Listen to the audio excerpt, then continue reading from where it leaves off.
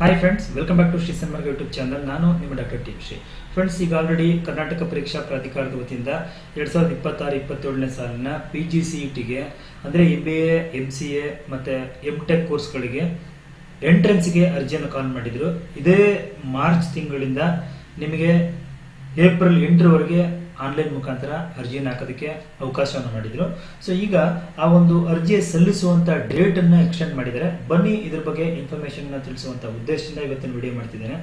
So ಯಾರೆಲ್ಲ ನೀವು MBA PGCETಗೆ application ಹಾಕಿಲ್ವೋ ಅವರು ದಯವಿಟ್ಟು ಈಗ ಸೆಕೆಂಡ್ ಟೈಮು ಡೇಟನ್ನು ಎಕ್ಸ್ಟೆಂಡ್ ಮಾಡಿದ್ದೇನೆ, ಮಿಸ್ ಮಾಡಿದೆ ಯಾಕೆ ಅಂತ ಹೇಳ್ತಾ ಬನ್ನಿ ಕಂಪ್ಲೀಟ್ ಇನ್ಫಾರ್ಮೇಷನ್ ತಿಳ್ಕೊಳ್ಳೋಣ.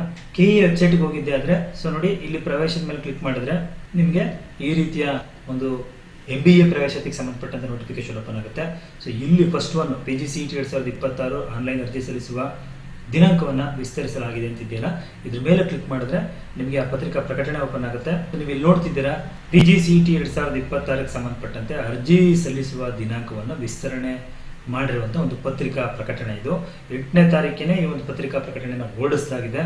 ಸೊ ನಾನು ನಿಮಗೆ ಈ ಒಂದು ಅಪ್ಡೇಟೆಡ್ ಇನ್ಫಾರ್ಮೇಷನ್ ಕೊಡೋಣ ಅಂತೇಳಿ ಇವತ್ತು ಈ ಒಂದು ವಿಡಿಯೋನ ಮಾಡ್ತಾ ಇದ್ದೇನೆ.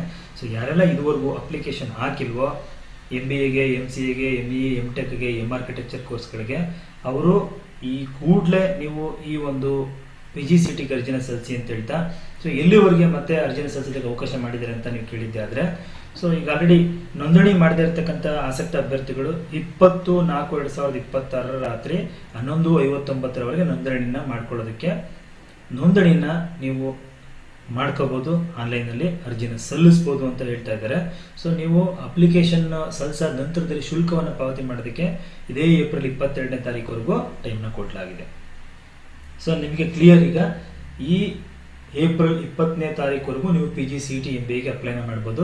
ಬೇಗ ಅಪ್ಲೈನ ಮಾಡಿ ಅಂತ ಹೇಳ್ತಾ, ಸೊ ಇದಕ್ಕೆ ಸಂಬಂಧಪಟ್ಟಂತೆ ಹೆಚ್ಚಿನ ಮಾಹಿತಿ ಬೇಕು ಅಂತ ಹೇಳಿದ್ರೆ ನೀವು ಈ www.cetonline.karnataka.gov.in ಹೋಗಿ ಅಲ್ಲಿ ನೋಡ್ಕೋಬಹುದು ಅಂತ ಹೇಳಿದ್ದಾರೆ.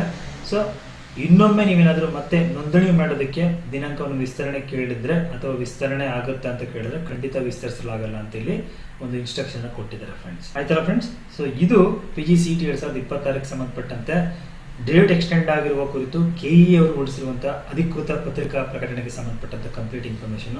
ಫ್ರೆಂಡ್ಸ್, ಮಾಹಿತಿ ಉಪಯುಕ್ತವಾಗಿದ್ದರೆ ವಿಡಿಯೋ ಒಂದು ಲೈಕ್ನ ಕೊಟ್ಟು ಫ್ರೆಂಡ್ಸ್ ಮತ್ತು ಫ್ಯಾಮಿಲಿಗೆ ಶೇರ್ ಮಾಡಿ. ಇದೇ ರೀತಿಯ ಅಪ್ಡೇಟ್ಸ್ಗಳು ನಿಮಗೆ ಬೇಕು ಅಂತ ಹೇಳಿದ್ರೆ ನಮ್ಮ ಯೂಟ್ಯೂಬ್ ಚಾನಲ್ನ ಫಾಲೋ ಮಾಡಿ ಅಂತ ಹೇಳ್ತಾ ಮುಂದಿನ ವಿಡಿಯೋದಲ್ಲಿ ಮತ್ತೊಂದು ಹೊಸ ವಿಷಯದೊಂದಿಗೆ ತಮ್ಮ ಮುಂದೆ ಬರ್ತೀನಿ. ಅಲ್ಲಿವರೆಗೂ ಥ್ಯಾಂಕ್ ಯು, ಬಾಯ್.